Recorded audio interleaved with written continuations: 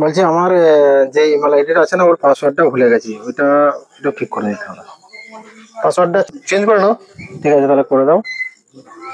পাসওয়ার্ডটা চেঞ্জ করার জন্য তুমি তোমার মোবাইলে জিমেল অ্যাপসটি ওপেন করে নেবে।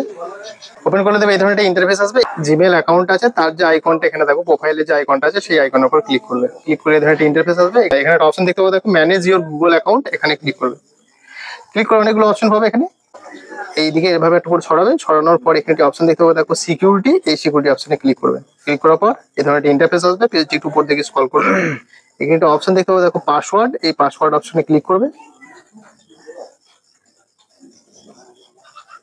পাসওয়ার্ড অপশনে ক্লিক করলে এই ধরনের একটা ইন্টারফেস আসবে। নিউ পাসওয়ার্ড, একটা নতুন পাসওয়ার্ড দেবে। সেই পাসওয়ার্ডটা দিতে পারে, এখানে কনফার্ম করবে। দিয়ে করার পর এখানে দেখো চেঞ্জ পাসওয়ার্ড, এখানে ক্লিক করবে। তাহলে দেখবে তোমার পাসওয়ার্ডটা চেঞ্জ হয়ে যাবে। বুঝতে পেরেছো? ওকে। গুগল অ্যাকাউন্ট বা জিমেল অ্যাকাউন্টে পাসওয়ার্ড যদি ভুলে যান, সেই পাসওয়ার্ডটি চেঞ্জ করার জন্য এই প্রসেসে চেঞ্জ করতে পারবেন।